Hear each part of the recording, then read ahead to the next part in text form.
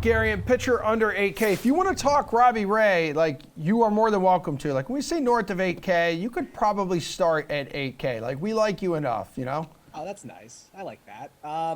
Let me just say this briefly about Ray, because Okay. I think he's going to be someone who's under-owned on this slate because the matchup is terrible. The Red Sox are red hot right now. Yeah, they are, dude. He was not great in his last start when you look at the surface numbers. However, the velocity is back for Robbie Ray. He was up over 94 miles an hour with that average fastball velocity in his last start.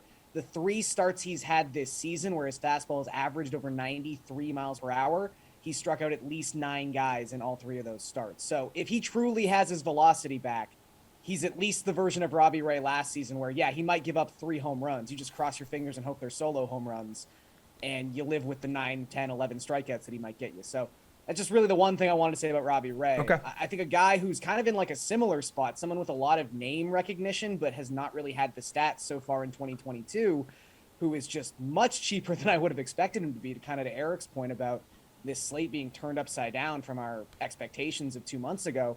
Luis Castillo, he's only made 2 starts since coming off the IL.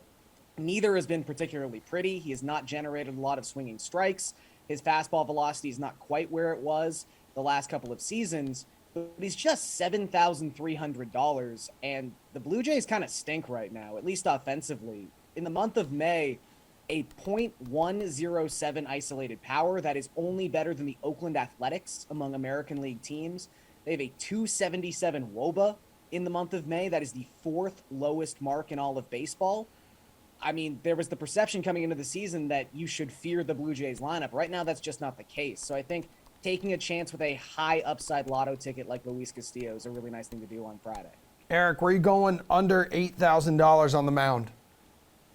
Yes, a pretty uninspiring group here, though I guess that's why they're under 8,000. The only guys who I'd normally have some interest in would be somebody like Castillo or Ranger Suarez or maybe Carlos Carrasco, but they all have tough matchups. I know Gary laid out a case for maybe why Castillo's matchup isn't as bad as it should be. I'm still pretty scared, though. So in this group, I actually like Chase Silseth, and I can't claim to know a ton about Chase Silseth. He's not a huge prospect. He was an 11th round pick last year, and he's reaching the majors after 7 professional starts.